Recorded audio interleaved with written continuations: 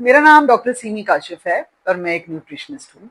कुछ दिन पहले मैंने एक वीडियो अपलोड की थी जिसमें मैंने ये मेंशन किया था कि आप लोग मुझसे अपनी डाइट शेयर करें, तो उसको मैं अपने उसके बारे में अपना रिव्यू आपको अपनी वीडियोस में दूंगी। जो लोग उन्हीं प्रॉब्लम्स को फेस कर रहे हैं उनके लिए इसमें हेल्प मिलेगी।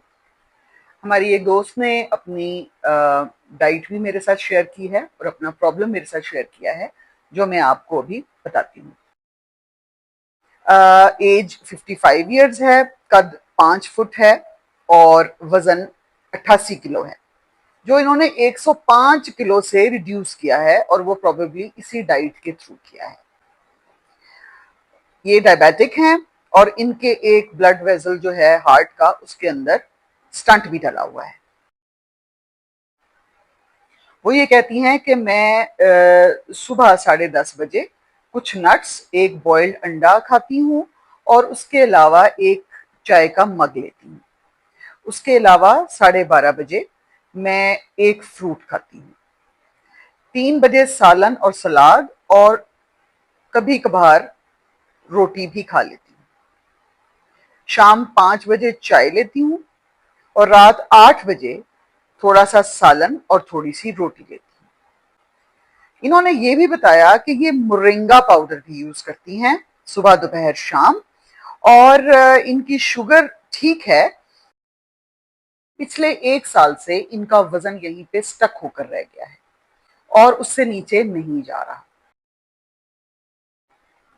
अब मैं पहला पॉइंट जो डिस्कस करूंगी वो ये है कि इन खातून की उम्र 55 साल है और ये यकीनन मीनोपॉज में होंगी।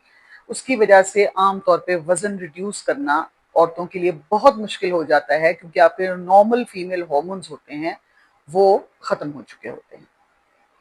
बॉडी में फैट की डिपोजिशन बढ़ जाती है और वेट लॉस जो है वो स्लो डाउन होता है। लेकिन मीनोपॉज से पहले भी वेट लॉस अचानक स्लो इसलिए भी हो जाता है क्योंकि आपकी जो बॉडी है वो, जब आप बहुत अरसे तक एक ही बहुत कम कैलोरी की डाइट ले रहे होते हैं, तो एक स्टेज पे आके आपकी बॉडी ये समझना शुरू कर देती है कि अब मुझे हमेशा इतना ही खाना मिला करेगा, इसलिए मैं अपनी एनर्जीज को रिजर्व करूं। तो वो अपनी फैट को छोड़ने को तैयार नहीं होती, उन फैट को वो अपने साथ रोके रखती है। यानी आपकी बॉडी का जो थर्मोस्टेट है मेटाबॉलिज्म का, वो एक लोअर लेवल पे रीसेट हो जाता है। अब इसको मैं अगर आसान अल्फाज में बताऊं तो इसका मतलब ये है कि अगर वो लो लेवल पे सेट हो गया है, तो अब इस कैलोरीज पे, अगर आपने 1800 से 1400 की हुई थी, तो अब 1400 कैलोरीज पे भी आपका वजन लूज नहीं होगा। अब आपको इससे भी कम कैलोरीज पे जाना पड़ेगा ताकि बॉडी ये समझे कि जी मुझे एनर्जी की जरूरत है और वो अपना फैट लूज करे। तो अब इसका तरीका ये हो सकता है कि या तो आप अपनी फिजिकल एक्टिविटी, अगर आप वॉक वगैरह एक्सरसाइज नहीं करते तो वो करना शुरू कर दें, या फिर अगर आप पहले से एक्सरसाइज कर रहे हैं तो उसको थोड़ा बढ़ा दें ताकि आपका जो बॉडी का मेटाबॉलिज्म है वो बूस्ट हो। जब तक मेटाबॉलिज्म बूस्ट नहीं होगा, आपकी बॉडी इसी मोड में रहेगी और कम कैलोरीज के साथ भी वो आपको वेट लूज नहीं करने देगी।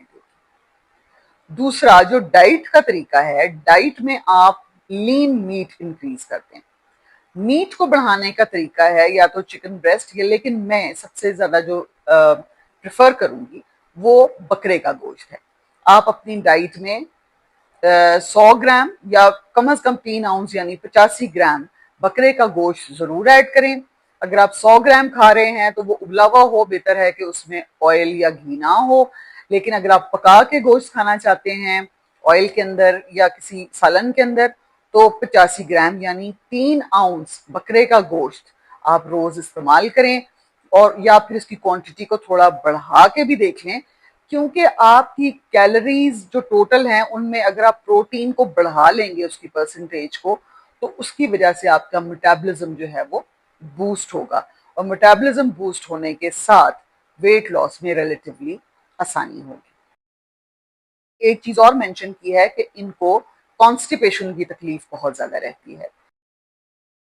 अगर डाइट में आप कर रहे हो तो कॉन्स्टिपेशन जरूर होती है, उसमें आपको बहुत ज्यादा सलादें खानी होती हैं और वो भी वो जिसके अंदर कम कैलोरीज हो, जैसे खीरे और लेटस लीव्स और टमाटर और इस टाइप की सब्जियां आप बल्क में खाएं ताकि आपका कॉन्स्टिपेशन रिलीव हो। लेकिन कभी कभार ऐसा होता है कि कुछ लोगों का कॉन्स्टिपेशन इन चीज़ों से भी रिलीव नहीं होता, तो उसके लिए आपको अगर मेडिकल हेल्प चाहिए हो तो आप मेडिसिन भी यूज कर सकते हैं कॉन्स्टिपेशन को रिलीव करने के लिए। आप जब आपको कॉन्स्टिपेशन ज्यादा महसूस हो तो 2-3 दिन के बाद आप एक लेग्जेटिव इस्तेमाल करें। लेग्जेटिव का मतलब ये है कि जो आपको पखाना लाने में आसानी करे, क्योंकि कॉन्स्टिपेशन जो है वो आपके लिए प्रॉब्लमेटिक हो सकती है। एक तो वो वेट रिड्यूस नहीं आपको होने देगी क्योंकि वो शो वेइंग स्केल पे ज्यादा वेट ही करेगी। नंबर 2, जो दूसरी चीज इंपॉर्टेंट है वो ये कि जो हार्ड स्टूल है उसकी वजह से आपको पखाने वाली जगह पे जख्म हो सकते हैं और ये आपके लिए एक बहुत तकलीफ दह सिचुएशन बन सकती है।